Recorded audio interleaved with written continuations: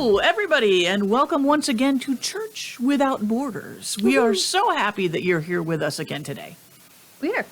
Webcast, podcast, whatever you're doing. However you're joining us, we're glad that you've taken the time to do so, and that is fantastic. Mm-hmm. It's third in the series. Yes, we are. Are we third in the series? It is third in the series of four. Yes, we are on our series of justice that we're talking about, and we are on the third episode of that series. We talked, first of all, this overarching theme of justice throughout the Bible, which is a thread that runs throughout the entire thing. Last week we talked about environmental justice and I did, in fact, read all of Genesis 1 in church on Sunday. Nice. Went there, and it seemed to go, we didn't read it, we did it responsively, which is the way you do it when you're going to do a long, but it was really beautiful to hear that language spoken out loud. And this week, we're talking about, I don't have a theme for it. I mean, we have a theme, but I don't know what to call it exactly. We had originally talked, when Judy and I sat down and hatched out this justice series, she wanted to be able to focus for a Sunday on justice around, I'm going to use the word the other, and I know that sends your hackles up a little bit, and we'll talk about that in a second, but people different than us. Yes. So whether it's racially or culturally or economically or in whatever way that those people who are somehow separate from us and different, and I guess the key is not to other them. And we are going to talk about some of those things as they pop up in the Bible. Oh, I just thought of another story. Yeah. Okay. So a couple of these that pop up in the Bible, but I haven't found a quick and clever way to say that. Like environmental justice. Right. Personal, I don't even know. Dignity. We'll find it. Yeah, but we're going to dive in and talk a little bit about that diversity that is found in the Bible and should be found in our world and in our churches. Yeah. And as you said, right, so when you said justice for the other, and I still can't fully articulate why that just makes me go, no, other than it's that language of, those folks and our folks. Yeah. Right. And so anytime I even hear that kind of bifurcating of a world, right, I'm just like, nope. But I still can't, in a succinct way, say, this is why I'm struggling with that. Right. And probably because I'm very much a process person, so I have to sit with it for a while before I can come to any sort of conclusion and trace the origins of my unhappiness or unease, dis-ease. Right. So, yeah. So let's just dive in. What is the new scripture that popped into your head? We've got four great ones. We have four great ones. Actually, the other scripture that popped into my head was Jesus and the centurion's boy. Oh, sure. Which is such a great story on many levels. Again, of Jesus kind of just saying, this is not how we do things. We do not make this distinction, and we don't make these judgments on other people. So that's another one that I thought of as well. And not one that I think several hundred years ago would have necessarily popped into people's minds. Absolutely. But with some understanding now. So maybe we'll get into that a little bit later, because let's ease in. Ease in. So the quick, dirty, easy one, right? The Good Samaritan is... Right, as found in Luke 10. Yeah. If you want to look it up. Yes. And that's just an easy one to enter in, because I think we've heard as many sermons as there are days on the Good Samaritan. And you can enter in from, the Samaritan's perspective, or from the man who fell among robbers and thieves, right?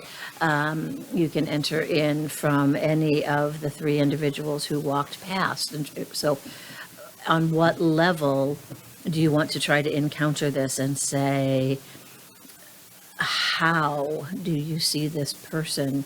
Who here is the other? Well, they all are the other. Exactly. So then what is this saying, and how do we begin to understand what Jesus, so it's a parabolic story, but what is Jesus saying to us, and how is justice done in the midst of this? And if there is justice, then there's also mercy. So what's that context? Right. Go. I think that it's such a great, so it's a really familiar story that Jesus told, a parable. And as we recall, a man traveling, Jewish man, fell among thieves and was robbed and beaten and left for dead by the side of the road. And what? Nothing, keep going. And a number of people come by and ignore him and walk by on the other side. And they have good reasons for it. They're busy. Touching him might make them unclean, that sort of thing. And then finally, somebody comes by to help this guy, but it turns out to be the least expected one. It's a Samaritan, somebody who is seen as the enemy and unclean. And it's the Samaritan that actually stops and takes care of this guy and takes him someplace safe and pays for him out of his own pocket. And again, I think that what is so wonderful about this story is exactly what you said, Michelle. There are multiple ways to enter into it, but all of them are valid. And all of them point to that distinction and difference that lies at the heart of some of this thing that we want to talk about, but also the sameness that is there, and the ways that we can come into the story. And so I was thinking about it this week. In some ways, I want to be able to say that the Samaritan as well had very good reason not to stop for this person by the side of the road. Because it would have made the Samaritan unclean as well. And it cost the Samaritan money out of his own pocket. And he had very good reason not to stop for this other. Again, I know you don't like that word necessarily, but this person who was different than him, that was outside of his cultural and religious and economic background. And crossing those boundaries. Jesus loves to tell a story about where people cross boundaries and cross borders and say those limits don't apply. And that's what happens here. We have a very clear understanding that if someone is in need, none of the other differences matter. And so I think that the way I wanted to enter into it is from the perspective of the Samaritan. Usually we see it from a different way. Sure. But I want to see it from the perspective of the Samaritan, that it also required of this person to cross boundaries and to do things that are not efficient or even practical. And I think that that's important to dive into too. Yeah. And it's Jesus's response to who is my neighbor. Right. Right. And what I love in the setup is that we don't know anything about this man. So going from Jerusalem to Jericho. Okay. Right. But those cultural identifiers, right? A man was going down from Jerusalem to Jericho, fell into the hands of robbers who stripped him, beat him, took off, leaving him half dead. But they took his clothes. So let's say that this was, a high Roman official. You would be dressed a certain way. But if those clothes are gone, you don't know. Or perhaps this was a fellow priest. But if the clothing is gone, you don't know. So all you know is he's traveling from Jerusalem to Jericho, but the social and cultural identifiers are gone. And the specifics, right? So it doesn't say a man, and when they took off his clothes, he was circumcised. We don't have that, right? Right. So we can maybe assume there's an under tunic that's there. We don't know. But we just know it's a man. but the outer garments are gone. So they stripped him, beat him, left him half dead. So now you would look a certain way, but we don't have that. We just have a man. Sorry. Okay, go. That's a wonderful point. Jesus is making it very clear that kind of underneath those things that would identify us as being separate or different from someone else, we are vulnerable. Yeah. We are all human. We are all vulnerable. We are all in need. And that is that thing that kind of holds us together. Wow. How did I never notice that before? You didn't have Steve Patterson as your professor. So it's the heart of the parable, right? Right. So I didn't even think about it. Yeah, I mean, there's a lot of assumptions we make because we've heard this story so often. Yeah. That it's, he was a Jewish man. Really? I don't think so. He was a man. Right? And we know nothing. So who is my neighbor? And Jesus says there was a man. And the cultural, and we can make assumptions, and we would today, right? So based on, there was a man who had, this kind of haircut, and who weighed this much, and who was this tall, but there was a man. And his clothing was taken. And he was beaten, and he was by the side of the road. So, who is my neighbor? The one whose cultural identifiers have been removed, and this is what you got. What are you supposed to do? That is, yeah, okay. Right? Wow. So, you got flesh and blood by the side of the road, and no other information. Handle it, kids. Yeah, it's the flesh and blood part that is important. Mm-hmm. It is and the now human. let's talk about communion, shall we? Yeah, for All real. right? So, yeah. I mean, what is it that binds us together? What is it that is, you want to talk about essential? What's essential? So, how are we doing this? And so, all right. And enter in where the world is not what you think the world is. Mm-hmm. And when you have those moments, those transcendent moments, then God enters in and shifts you around, and you are left forever changed. And there it is. And again, when we think we know what it says, we don't bother to actually read it. And to our peril. Yeah, no kidding. To our peril, enter the parable. So, I know the pun had to happen. It had to happen. I don't know about that, but that's okay. I repent. Well, not really, because I'm going to do it again. Yeah. All right, go. Sorry.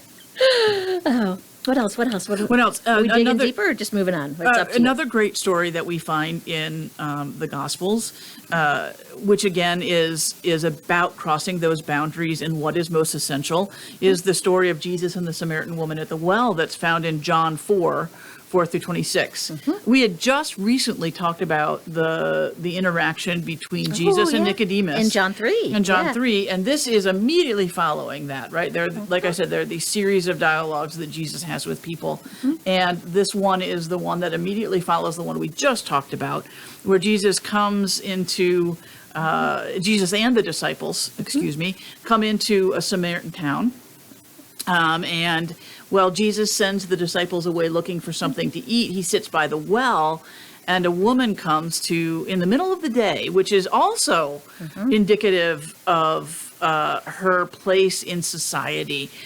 Middle of the day is when the heat is out, and that's not when women come and do their chores.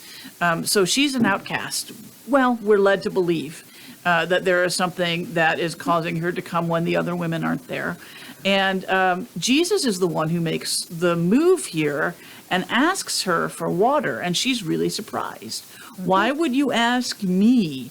Because she recognizes that he is, in fact, of Jewish extraction, and the Jews and the Samaritans are very clearly not getting along. And not only that, he's a man. Yeah. And not only that, she clearly has something hinky going on. That'll be the word that I use. Hinky, and we nice. find out later on that she has this series of husbands that she's left in her wake. And the man that she's living with now is not her husband, and that also would have been uncool by the rules of the time. And so all of these things, but it's Jesus who makes that move and makes that first connection and reaches out. And he's reaching out, interestingly, I think, out of his need. He's thirsty. Yeah. And Give so, me a drink. Give me a drink. I'm thirsty. Give me something to drink. And it is that interaction that is also at the core of what, and of course, then the conversation goes into living water and all of that great sort of stuff that we talk about. But that first, I'm thirsty. Yeah. Give me a drink.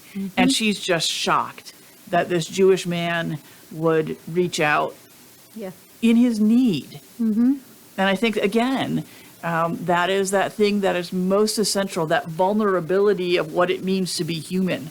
We all have these very specific things that we need to survive, and those don't change. Right. Yeah. And it leads into that parable, if you knew who it was, you would not ask. Right. So, and that play on all of that, but it is the heart of being human. And, right. And then again, playing with the laws and boundaries that we put around that, according to the outer pieces and then the inner realities. It's a wonderful, wonderful play. And then that it plays out in front of, those who are there, and then that she runs to get the others and becomes that first evangelist, and that's a different way for some to see this. But it's just the series of stories that come out here in the Gospel of John that make up the context of John. It's beautiful. And so all of this is in terms of justice. So how does this story, for you, for those who are viewing, how does this play into justice? I think it is the hinge of it, at least as I'm seeing it right now, is that need. Yeah. Right? That Jesus was in need. We don't often think of Jesus as in need, but he was. And that's the key. Justice is meeting people where they are in need, I think, a lot of the time. And also celebrating the dignity of the other again. And we see that in this story too, where the dignity of the woman, the dignity of Jesus are both upheld. They are precious humans in the eyes of God. And again, those things that would normally separate them are shed away in the face of Jesus's need and the woman's need. Also, she needs to be recognized. She needs to be understood. She needs to be loved and told that she is a beloved child of God and that there is living water for her too. And so, it's a physical vulnerability, but also a spiritual vulnerability. And I think that's where the justice plays in. What did you think about that? Well, I was listening to what you had to say. So what I was hearing, there's that mutuality. Right. That seems to be found here, is that when justice is best served, you said that the dignity is upheld for both parties, right? Exactly. So the needs for both individuals come together, and in finding the justice or the meeting the need of one also meets the need of another.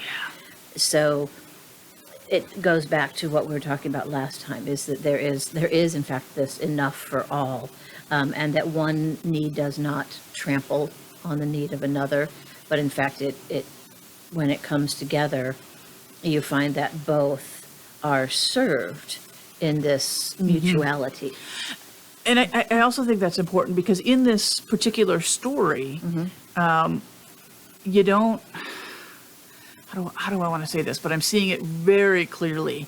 It's not like Jesus is coming down off of some high lofty peak to meet this woman in the dirt or the other way around. And I think that sometimes when we think of justice, we think that we're giving something to someone and it is this gift and we are the white knight on a horse.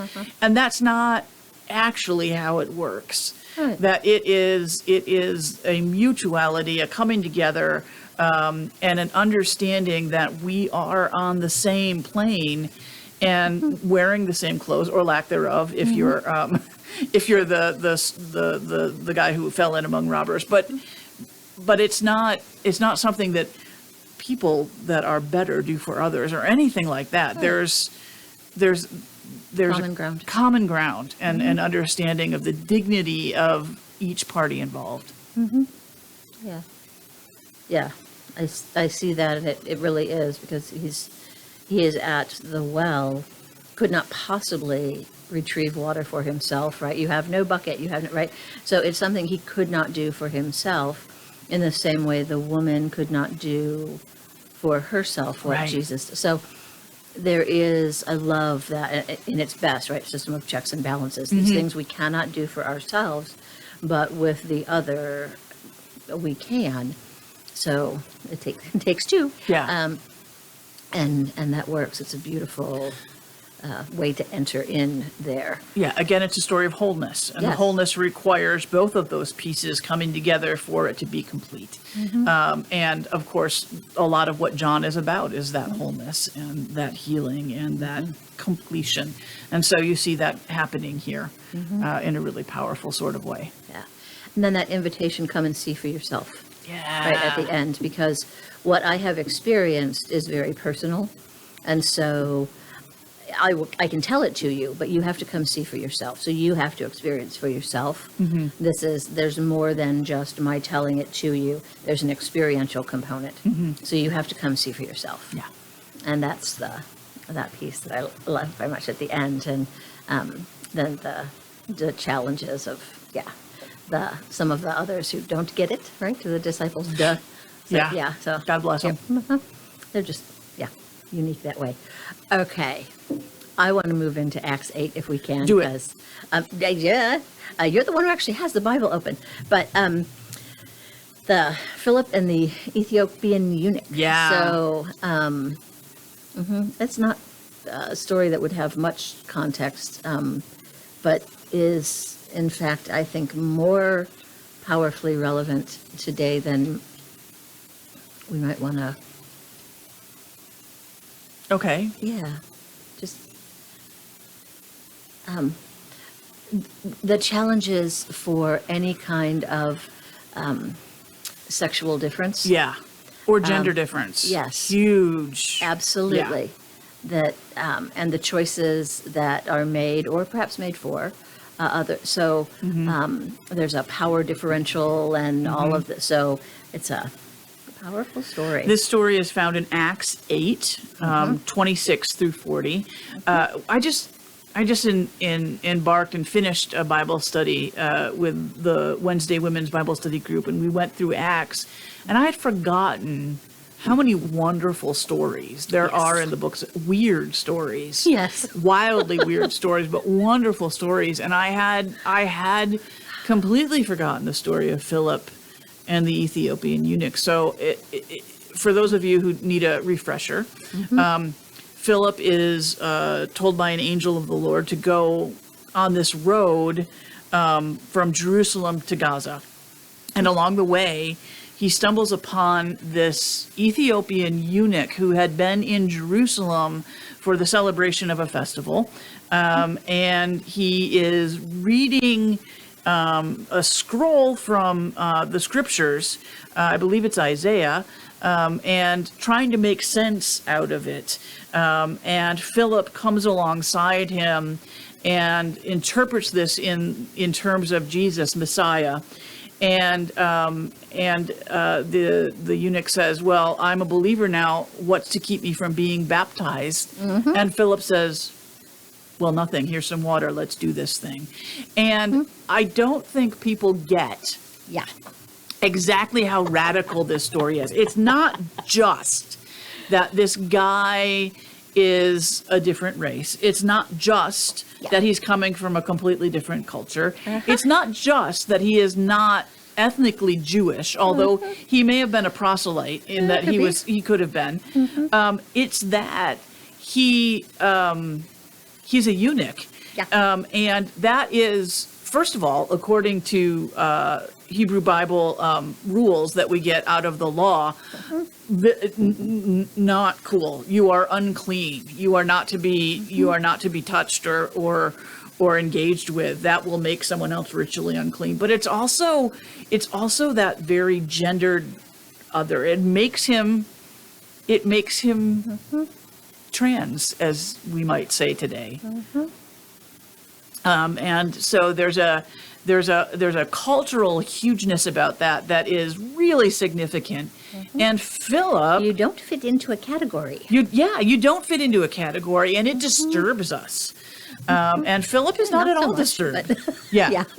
So it would disturb some. Yes. Yeah, but Philip is not at all disturbed by this. In fact, Right. there's no indication in any of this story that he has any hesitation whatsoever Yep. about this. And when the man asks to be baptized, Philip is like, nothing. There's Yeah. nothing that prevents this. Right. We got water. Let's go. Yeah, let's do it. Let's join the party. But I think in this day and age when there is so much drama happening around what is gender and Yep. and trans people and people who identify differently or choose not to identify in a category, and all of the uproar that Absolutely. comes along with this story is a powerful story that says, come on guys, it's really not about that. Yeah. And you're missing the point entirely if you think that's what it is. Absolutely. Yeah. It is an amazing story. Amazing story.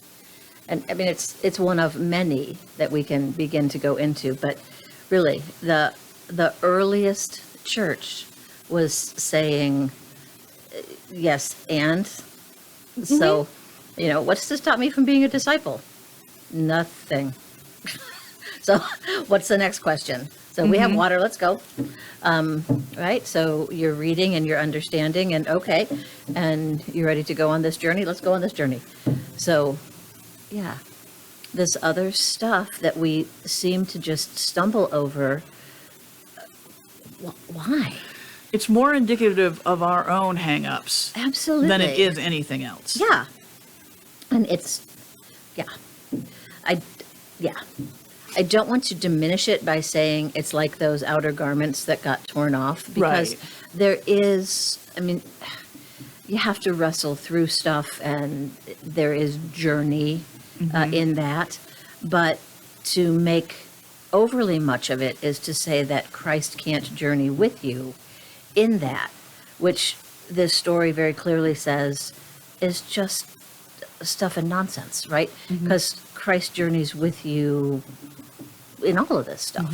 So, yeah, we have to realize the essence of God with us and stop trying to put our human boundary, barrier, whatever we want to call that, on the other, because we don't have another word for it at this moment, right? So whatever we're stumbling over, Christ has long since overcome. So we just have to stop putting our obstacle on God. And yeah, this story is just one of many. And so before we get into the other one, I want to, maybe you talked about the centurion and his boy. Yeah. And we've talked about that, I know, in some of our devotionals ages ago, but I don't know that so many people really understand Huihue and all of that. So Yeah. we should. Let me can go into look up that. really quickly Sure. where absolutely. exactly this one is. I forget So- which version, which gospel this one shows And up. it's one of it's one of the healing stories that we have from Jesus. And so when Jesus will enter in, so oftentimes he is physically present, and then there are moments when Jesus is approached and can heal or does heal, provide this from a distance. Which is so weird. I know, I right? love it Like- when that happens. Yeah. Yeah. So this is one of those. Yeah. So And so this particular story shows up in two versions, one in Matthew and one in Luke. And in one of them, and I think it's actually the Matthew version, but I could be wrong on that. It is specifically a centurion, so a Roman, who comes to Jesus. So first of all, here's the first barrier right there. He's Roman. He is part of the occupying force. Yep. And not only is he a Roman, he's a Roman centurion. He's part of the actual army that is occupying Israel at the time. So that's the first barrier that we have to get over. So this centurion comes to Jesus and says, I command an army and people do what I say, and if I say go there and do this, they go there and do that. You can do the same thing. My boy, the word is Pais, P-A-I-S, is sick, and he's very dear to me, and I would like you to send healing to him. You don't even have to come to the household. Okay. So first of all, there's that level. But the important thing that we have to understand here is exactly what that Greek word means. It gets translated as boy, but what it really means is something a lot more like boyfriend. So it's not an age signifier. It is a relationship signifier, and it is used by the Greeks and the Romans of that particular time to signify same-sex relationship. And so what the centurion is saying is, I need you to go and heal my boyfriend. He's really sick, and he's dear to me. And what does Jesus do? He does it without any comment or commentary or hesitation. The only thing that Jesus says is, it's kind of weird that you think I could send across the distance, which he then does. Yeah. Which is classic Jesus, to point out the absurdity of something and then go ahead and do it. do it. Yeah. But again, this amazing story that we cross over all the time and have read regularly and don't really understand the significance of. And thank you, Ted Jennings. When I was in seminary, I took New Testament with Ted, and he was very clear to make sure that we all understood what this story was really about. Yeah. Yeah. Absolutely. So again, the difference is on multiple levels here. It is an aggressive difference in terms of the Roman centurion. It is a sexuality difference. And again, Jesus doesn't care. The question is not asked what is to prevent you from healing, but that's the subtext. And nothing. Absolutely nothing. Go and be reunited. Yep. He's well. And, rarely in all of Israel have I seen such faith. Yeah. So, Oh, yeah. Okay. So, Yeah. Praises the faith of this centurion and his ability to believe that this can happen. So again, such a powerful story that we sometimes miss the nuances of. absolutely. And the fact that it's in Matthew and Luke, means that it comes from, this other Q source, right? So just another little nuance there, but it's just this masterful little piece. So, and then moving into our last little scripture for today, and we'll see it as we're coming into the Advent season, but the way in which the genealogy of Jesus plays out in the Gospel of Matthew. So it's all about a weaving together, a diversification, and those who are outside or, And Matthew would have had a variety of reasons, perhaps, for including all of those he included. But the fact that it's there allows us some insight, which is beautiful. And we're not going to bore you with reading it. And we're also not going to do that because, only assign that reading to people you really do not like. So, yeah. But that genealogy gives us, is it 4 women, 3 women? I never can remember. But there's at least 3. we've got Rahab, Ruth, and Tamar. And Bathsheba, although There she we is go. not spoken by name, is only Yeah. Uriah the Hittite's wife. Yeah. Which is also a significant mention. But so these women are woven slight. into the and slight. But these women are woven into the genealogy that will bring us up to Jesus Messiah, and they are all outsiders in one way or another. We have Rahab, who is a Canaanite, first of all, again, enemy, idolater, and she also happens to be a sex worker, which puts her well outside of what is appropriate. We have Ruth, who is, again, not of the Jewish ethnicity, and is kind of grafted in to the family tree through Naomi and Boaz. And, Okay, David redeemed her. Sorry. right? Sorry. I'm sorry. So, go ahead. No, you're on. Go. Yeah, no, and so we have these women that are specifically named Yes. in the genealogy of Jesus because they are important, and their stories are told in the Hebrew Bible in great length and depth and detail, and that is important. Matthew is trying to make a point that they are not only interesting blips on the genealogy, they are fundamentally essential to the story that is being told. And to have missed them or kept them out would have been a great disservice to the story of Christ. Absolutely. Absolutely. So, Yeah. and then, of course, Mary gets thrown in there. Yeah, well, yeah, there's Mary, bless her. Yeah. So, important little woman in there. Yeah. Yeah. So just it's fun. And as you're, tracing stuff down and through, you, see rapscallions all through the, Yeah. but it's important to, and again, I really need to figure out why it is I'm reacting so to the other, but then we don't have another anything to put in there. Yeah, there's not a great word. There's not. So I'm I'll figure it struggling. out.